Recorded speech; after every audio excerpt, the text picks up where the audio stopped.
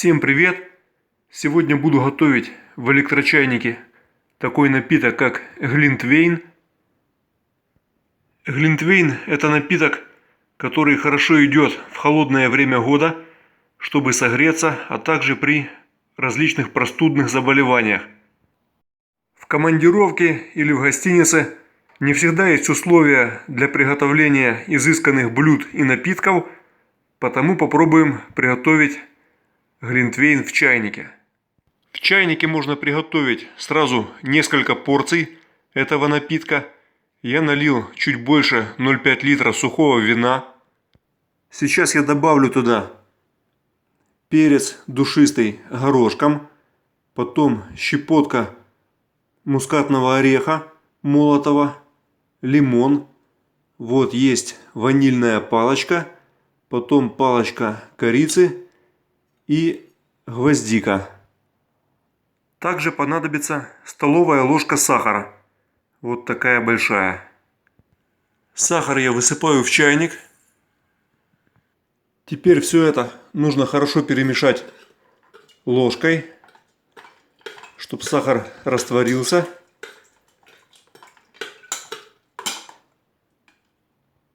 Вообще-то глинтвейн готовится на водяной бане и до кипения не доводится, потому включим чайник и до кипения доводить не будем. Только начнет закипать и отключим его. Так, чайник включился.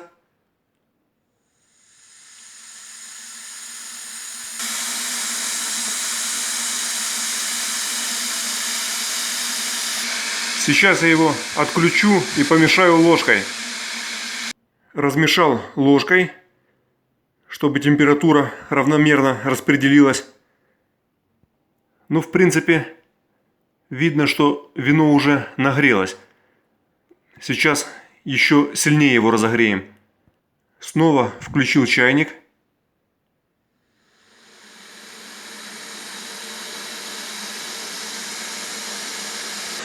Внутри там прям движение идет в чайнике.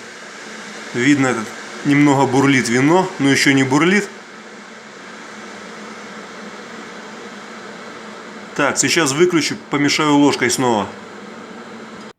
Снова размешал ложкой. Немного есть спиртовый запах. В принципе, вино уже довольно горячее. Вот пробую стенку чайника. Чувствуется, чайник разогрелся уже хорошо. Сейчас еще раз включу ненадолго. И в принципе, скорее всего, глинтвейн уже готов. Так, начинается бурление. Все, выключаю.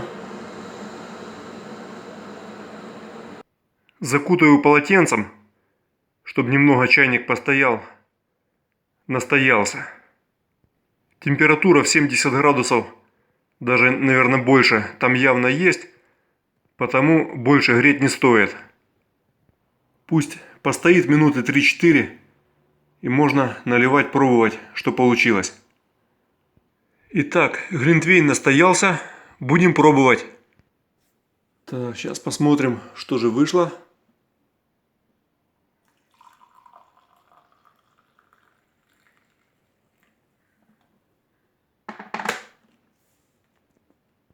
Запах приятный, пахнет разными пряностями. Ну, почти такой запах, как тот глинтвейн, что я варил на водяной бане. Вкус тоже прикольный, горячий, в меру сладкий, отдает пряностями. Гвоздика особо чувствуется. Очень сильно согревает, прям с нескольких глотков. Кстати, посмотрим, что происходит в чайнике. Вот, видим, ничего не подгорело.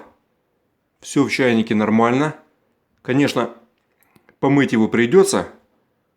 Но, как видим, вино с сахаром в чайнике не подгорело. Потому что варил молоко, то после молока была катастрофа в чайнике. Вот так вот в чайнике можно приготовить глинтвейн на целую компанию.